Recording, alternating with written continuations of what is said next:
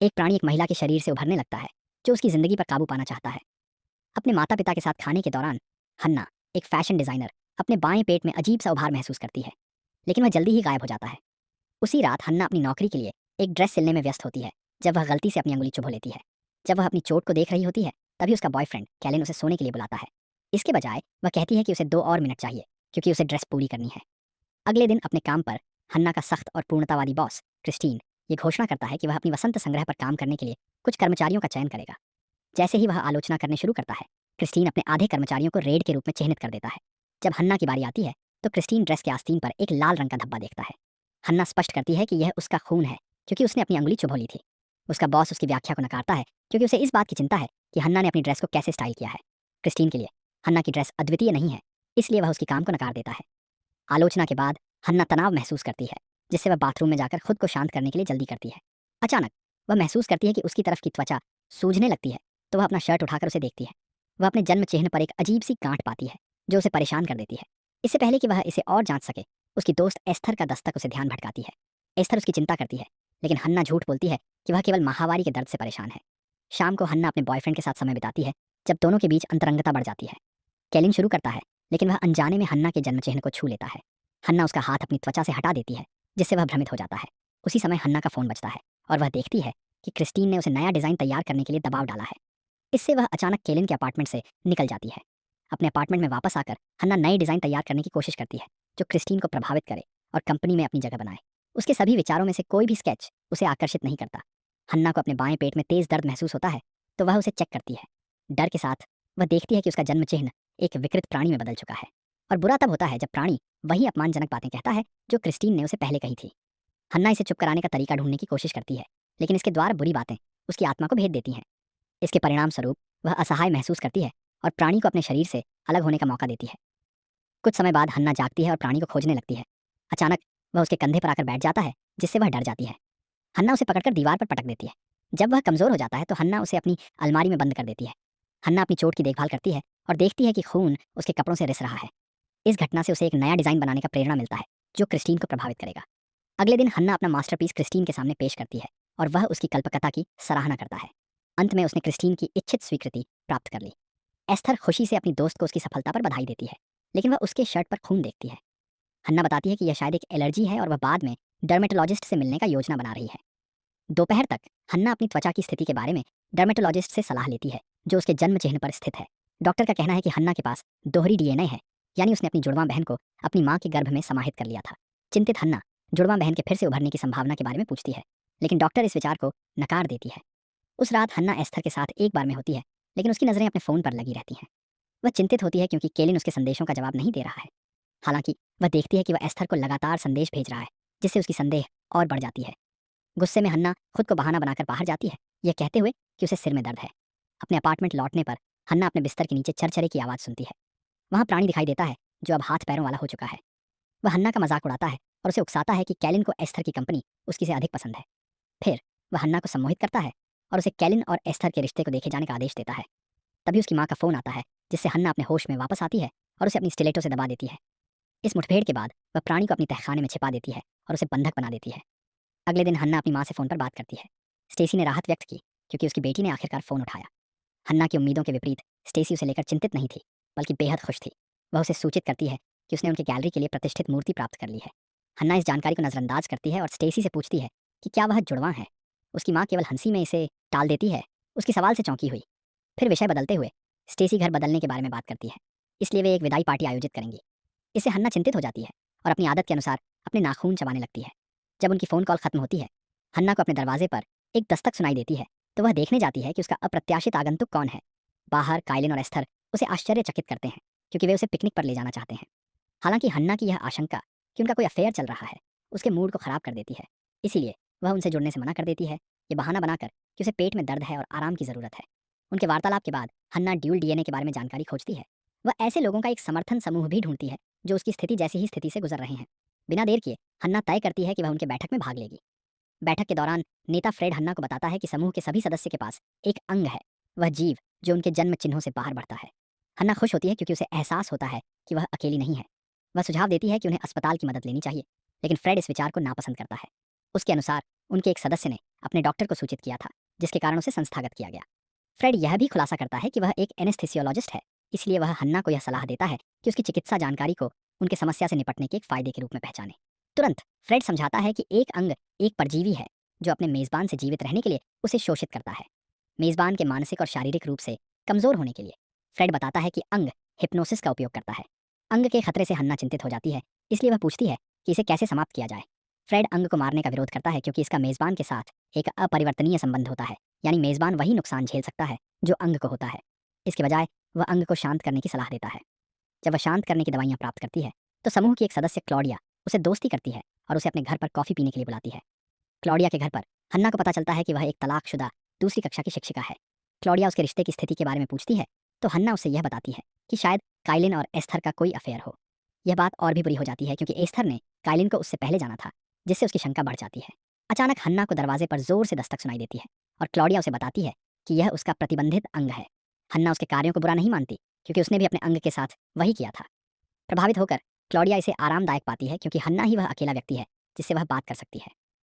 Claudia से मिलने के बाद हन्ना अपने बेसमेंट में जाती है ताकि वह अपने अंग को शांत कर सके। दवा देने से पहले अंग हन्ना से कहता है कि वह उसे अपनी समस्याओं का सामना करने में मदद कर सकता है। हन्ना इसे नकार देती है और उसे शांत करने की प्रक्रिया शुरू कर देती है। शाम तक काइलिन अप्रत्याशित रूप से हन्ना के अपार्टमेंट में आता है, जिससे वह हैरान हो जाती है। वह उसकी प्रतिक्रिया देखकर हैरान है, खासकर क्योंकि वे रविवार रात के लिए योजनाएं बनाई थीं। हन्ना उसे ध्यान भटकाने के लिए माफ़ी मांगती है, लेकिन वह उसकी मौजूदगी के लिए आभारी है। काइलिन अपने प्रेमिका के अपार्टमेंट को स्कैन करता है और पाता है कि जगह बहुत अस्त व्यस्त है, इसलिए वह हन्ना को गंभीर बातचीत करने के लिए आमंत्रित करता है। काइलिन अपनी चिंता व्यक्त करता है, खासकर क्योंकि वह हाल ही में तनावग्रस्त दिख रही है। काइलिन की ईमानदारी से हन्ना को लगता है कि वह उसकी स्थिति को समझेगा, इसलिए वह अपने अंग के बारे में उसे बता देती है। दुर्भाग्यवश काइलिन उसकी कहानी पर संदेह करता है और वह यह भी संदेह करता है कि उसके पेट में जो घाव है वह आत्महानि का परिणाम है। जब वह हन्ना को सांत्वना देने की कोशिश करता है, काइलिन यह खुलासा करता है कि वह और एस्थर उसके साथ संबंध स्थापित करने की कोशिश कर रहे हैं।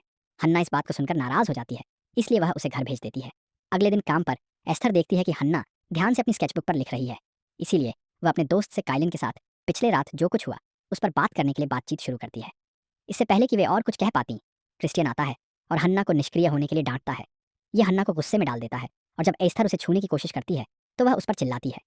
अब जबकि उसकी दो सबसे अहम रिश्ते टूट चुके हैं, हन्ना अपना अधिकांश समय समर्थन समूह में और अपने अंग से निपटने में बिता रही है।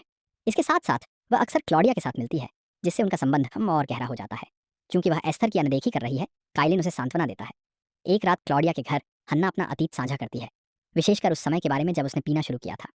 हाई स्कूल में उसे शराब के स्वाद और उससे मिलने वाली निश्चिंतता पसंद थी, लेकिन अपने सीनियर साल में एक नशे में डूबी हन्ना ने अपनी कार दुर्घटनाग्रस्त कर दी थी। फ्रीवे मीडियन पर अपने माता पिता को परेशान करती हुई क्लाउडिया ने देखा कि हन्ना घबराई हुई थी, इसलिए उसने पूछा कि क्या उसने जानबूझकर अपनी कार दुर्घटनाग्रस्त की थी। हन्ना इस सवाल का जवाब नहीं देती, लेकिन वह यह साझा करती है कि उसे लगता है कि वह दोषपूर्ण है। क्लाउडिया उसकी धारणा को खारिज कर देती है, यह कहते हुए कि वह बस संवेदनशील है। अचानक दरवाजे की जोरदार आवाज़ और उसके अंग से आती हुई हताश चीख उनकी बातचीत को इंटररॉम्प कर देती है। चिंतित हन्ना कहती है कि उसके अंग से ऐसा बर्ताव नहीं होता, लेकिन क्लाउडिया उसके कमेंट से बचती है। इसके बजाय क्लाउडिया अपनी खोज के बारे में बताती है, लेकिन वह हन्ना को यह बात अपने सपोर्ट ग्रुप से साझा न करने के लिए मनाती है। वह हन्ना को यह सुनने के लिए प्रेरित करती है कि उसके अंग के शब्द सच हैं। क्लाउडिया यह बताती है कि अपने अंग के जरिए उसने अपने पूर्व पति सैम की बेवफाई का खुलासा किया था। हालांकि वह हन्ना को चेतावनी देती है कि यह खतरनाक हो सकता है क्योंकि यह अंग को मजबूत कर सकता है। इसीलिए क्लाउडिया उसे सलाह देती है कि उसे पूरी तरह से सम्मोहित होने से बचना चाहिए। वह दृढ़ विश्वास रखती है कि उसकी विधि ने उसका जीवन बदल दिया। क्लाउडिया की सलाह का पालन करते हुए हन्ना अपने अंग के उद्घाटन को सुनती है। वह जानती है कि काइलिन और एस्थर वास्तव में एक दूसरे से प्यार करते हैं। फिर अंग उसे ताना मारता है, कहता है कि वह नापसंदनीय है। गुस्साई हन्ना उस अंग को शांत करने की कोशिश करती है, लेकिन उसे एहसास होता है कि वह खाली है। अब अंग उसे पूरी तरह से सम्मोहित कर देता है, जिससे वह बेहोश हो जाती है। इसके बाद वह एक इंसान में बदल जाता है। थोड़ी देर बाद हन्ना उठती है और पाती है कि वह अकेली है। वह अपने अंग की तलाश करती है, लेकिन वह गायब है। जब वह अपनी चीज़ों में खंगाल रही होती है, तब उसकी माँ का कॉल आता है। स्टेसी उसे आदेश देती है कि वह उनका खाना रेस्तरां से लाए, क्योंकि यह एक अलग स्थान पर भेजा जाना था। हन्ना यह सोचती है कि खाना किसके लिए है, तो स्टेसी उसे याद दिलाती है कि आज रात उनका विदाई डिनर है। जब हन्ना भ्रमित लगती है तो स्टेसी पूछती है कि क्या वह नशे में है, लेकिन हन्ना इनकार करती है। तर्क शुरू होने से पहले हन्ना खाना लेने पर सहमति देती है। रेस्तरां जाते हुए हन्ना क्लाउडिया से अपने संकट के बारे में संपर्क करती है। क्लाउडिया हन्ना की आवाज़ में घबराहट महसूस करती है, इसलिए वह उसे मदद देने का वादा करती है। कुछ समय बाद हन्ना अपने माता पिता के घर पहुंचती है और खाना तैयार करने लगती है। स्टेसी हन्ना के साथ रसोई में आती है और उससे बातचीत करने लगती है। उसी समय हन्ना का पेट गड़गड़ाता है, जिससे वह खाने पर उल्टी कर देती है। स्टेसी उसकी देखभाल नहीं करती, बल्कि वह खाने के बारे में ज़्यादा चिंतित है। फिर भी हन्ना चाहती है कि स्टेसी को उसकी स्थिति के बारे में पता चले, लेकिन उसकी माँ सीधे-सीधे कहती हैं कि वह उसकी मदद करने का तरीका नहीं जानती। उसके लिए हन्ना का कार एक्सीडेंट उसे गहरे रूप से आहत कर चुका है और वह अपनी बेटी को बिगड़ी हुई भी कहती है। हैरान हन्ना मजाक में माफ़ी मांगती है। फिर अपनी अपार्टमेंट में हन्ना का शरीर सुस्त महसूस करता है, इसलिए वह बिस्तर पर लेट जाती है। अचानक हन्ना का अंग उसके पास आता है और उसके दिमाग में जहर शब्द डालता है। अंग उसे बताता है कि वह एक गलती है, जिससे हन्ना का साहस कमज़ोर हो जाता है। जब हन्ना थम जाती है तो उसका अंग अपनी जीभ को उसकी पीठ से जोड़ता है और उसे खाता है। हन्ना धीरे धीरे होश खोने लगती है जब क्लाउडिया सामने आती है और उसे चिढ़ाती हुई लहराती है। उसी दिन क्लाउडिया हन्ना के अंग की पूरी तरह से परिवर्तन में मदद करती है। क्लाउडिया हन्ना की खांसी सुनती है, इसलिए वह उससे निपटती है। बिना पछताए वह स्वीकार करती है कि वह क्लाउडिया का अंग है और सैम के अफेयर के बारे में जो कहानी उसने सुनाई थी वह झूठी थी। वह यह भी कहती है कि वह अपनी खाली सिरिंज के लिए दोषी है। बाद में अंग हन्ना को उसके तहखाने में बांध देते हैं। इस बीच एस्थर काइलिन को सूचित करती है कि उसे हन्ना से एक टेक्स्ट मैसेज मिला है, जिसमें उसकी दोस्त अपने हाल के व्यवहार के लिए माफ़ी मांग रही है। ठीक उसी तरह काइलिन को भी हन्ना से एक अलग टेक्स्ट मिलता है, जिसमें वह उसे बताती है कि वह उसके साथ एक भावुक रात बिताना चाहती है। अनजाने में हन्ना के अंग ने ये टेक्स्ट लिखे हैं। हालांकि एस्थर हन्ना के टेक्स्ट पर संदेह करती है, क्योंकि उसे पता है कि उसकी दोस्त खुद से माफ़ी मांगने आती है। शाम तक एस्थर हन्ना के अपार्टमेंट में आती है। जब वह तहखाने से रोने की आवाज़ सुनती है, पता चलता है कि अंग हन्ना को हरे रंग के पदार्थ से मजबूरी से खिला रहे हैं। वे बाहर के गेट के खुलने की आवाज़ सुनते हैं, जिससे उनका काम रुक जाता है। उनके आगंतुक की जांच करने के लिए अंग तहखाने से बाहर आते हैं और एस्थर से मिलते हैं। हैरान होते हुए एस्थर यही पूछती है कि उसने पहले जो खौफनाक आवाज़ सुनी थी वह क्या थी। हन्ना का अंग यह कारण बताता है कि उसने बस अपनी अंगुली चोटिल कर ली थी और क्लाउडिया का अंग उसके बयान का समर्थन करता है। हन्ना की सहायक एस्टर को घर भेज देती है, लेकिन वह एक समय तय करती है जब वे मिल सकती हैं। एस्टर हन्ना के अपार्टमेंट कॉम्प्लेक्स से निकल जाती है, लेकिन वह जल्दी ही कैलिन से संपर्क करती है। वह साझा करती है कि हन्ना पर उसे संदेह है, क्योंकि उसने अजीब आवाज़ के बारे में जो बहाना दिया वह उसे संदिग्ध लगता है। इसके अलावा वह एक अनजान महिला के साथ है। उसे लगता है कि हन्ना अपनी बासमेंट में कुछ छिपा रही है। कैलिन को इसमें संदेह होता है और वह एस्टर से कहता है कि हन्ना को थोड़ा स्पेस दे, क्योंकि उसे लगता है कि उसकी प्रेमिका मानसिक स्वास्थ्य संकट से गुजर रही है। अगले दिन काम पर हन्ना की सहायक क्रिस्टीन के आलोचना सत्र में एक साहसिक डिज़ाइन पेश करती है। क्रिस्टीन पूछता है कि उसने ऐसा डिज़ाइन क्यों चुना, तो हन्ना की सहायक बताती है कि उसने इसके लिए क्रिस्टीन के पुराने काम से प्रेरणा ली है, ओफेलिया लिली ब्रेकआउट ड्रेस। ये सुनकर क्रिस्टीन अपने विनम्र लेकिन निर्भीक प्रारंभ के बारे में शर्मा जाता है। इस कारण क्रिस्टीन हन्ना की सहायक को अपने सीजन पिक्स के लिए डिजाइनरों में से एक के रूप में चुनता है। हालांकि उसकी दोस्त की सफलता के बावजूद ईस्टर उत्सव मनाने का मन नहीं करती, क्योंकि उसे लगता है कि हन्ना में कुछ गड़बड़ है। इसलिए वह हन्ना की बासमेंट में जाकर यह जांचने का निर्णय लेती है कि उसकी दोस्त क्या छिपा रही है। अफसोस की बात है कि दरवाज़ा बंद है, जिससे वह निराश महसूस करती है। जैसे ही वह जाने के लिए मुड़ती है, एस्टर ज़मीन पर काले गू से सनी हुई जगह देखती है, जिससे उसका संकल्प और मजबूत हो जाता है। वह खिड़की से झांक कर देखती है और पाती है कि असली हन्ना कमज़ोर स्थिति में है। अब कोई और रास्ता नहीं बचा। एस्टर हिम्मत जुटाकर बासमेंट में घुस जाती है, अपनी दोस्त को बचाने के लिए। इस बीच क्लॉडिया हन्ना की सहायक को सपोर्ट ग्रुप में लाती है, जहां पता चलता है कि सभी सदस्य वास्तव में सहायक हैं। फ्रेड की सहायक हन्ना की सहायक को खाने का एक नया तरीका सिखाती है। वह सुझाव देती है कि उन्हें नागरिकों पर हमला करना चाहिए, ताकि वे अपने मेज़बान से हमेशा के लिए संबंध तोड़ सकें। इसके बाद हन्ना अस्पताल में जागती है, जिससे एस्टर को राहत मिलती है। हन्ना अपनी गलती के लिए माफ़ी मांगती है, यह बताते हुए कि उसकी सहायक ने उसे यह विश्वास करने के लिए प्रेरित किया कि एस्टर और कैलिन एक दूसरे से प्यार करते हैं। ये सुनकर एस्टर चौंक जाती है, लेकिन वह हन्ना को आश्वस्त करती है कि वह केवल कैलिन की दोस्त है। शाम को हन्ना की सहायक कैलिन के अपार्टमेंट में उनकी डेट के लिए जाती है। उसे यह मालूम नहीं है कि हन्ना की सहायक उसके ऊपर हमला करने की योजना बना रही है। हन्ना की सहायक कैलिन को आकर्षित करती है और वे दोनों शारीरिक संबंध बनाते हैं। अस्पताल में हन्ना एस्टर से अपनी सहायक के बारे में बात करती है, तभी डॉक्टर आती है। वह हन्ना को सूचित करती है कि उन्होंने जो काला गू लिया है उसकी आनुवंशिक परीक्षण किया है और वह इसके बारे में उससे बात करना चाहती है जब वह बेहतर महसूस करे। इस बीच हन्ना की सहायक के मुंह से खून निकलने लगता है और क्लॉडिया की सहायक उसे बताती है कि उसका मेज़बान अब नहीं रहा। इसके परिणाम स्वरूप उसकी ऊर्जा खत्म होने लगती है, क्योंकि हन्ना ठीक होने लगती है। अब क्लॉडिया की सहायक उसे केलिन से खाना खाने का सलाह देती है और वह इसे स्वीकार कर लेती है। हन्ना की सहायक बाथरूम में जाती है और केलिन को गिरा देती है, क्योंकि वह उसका फ़ोन नहीं उठा रहा है। एस्टर चिंतित हो जाती है। अपनी चिंताओं के साथ हन्ना के मुंह से खून निकलता है, जिससे यह संकेत मिलता है कि उसकी सहायक पहले ही खाना शुरू कर चुकी है। अब कोई और रास्ता न पाकर हन्ना एस्टर को यह विश्वास दिलाती है कि उसे केलिन के पास जाना चाहिए, क्योंकि वह सोचती है कि वह खतरे में है। हन्ना की सोच सही साबित होती है, क्योंकि क्लॉडिया की सहायक केलिन के अपार्टमेंट में पहुंचती है और पाती है कि हन्ना की सहायक उसे खा रही है। थोड़ी देर बाद हन्ना केलिन के अपार्टमेंट में वेंट से घुसती है, क्योंकि क्लॉडिया की सहायक ने सामने का दरवाज़ा बंद कर दिया है। इससे पहले कि वह अपने प्रेमी को बचा सके, क्लॉडिया की सहायक उसे पीछे से पकड़ लेती है और अपने ऊपर चढ़ा लेती है। एस्टर हन्ना की मदद के लिए पुकार सुनती है और वह लगातार दरवाजे को तोड़ने की कोशिश करती है। कुछ सेकंड बाद वह दरवाज़ा तोड़ने में सफल हो जाती है, ठीक समय पर हन्ना को बेहोश होने से बचाने के लिए।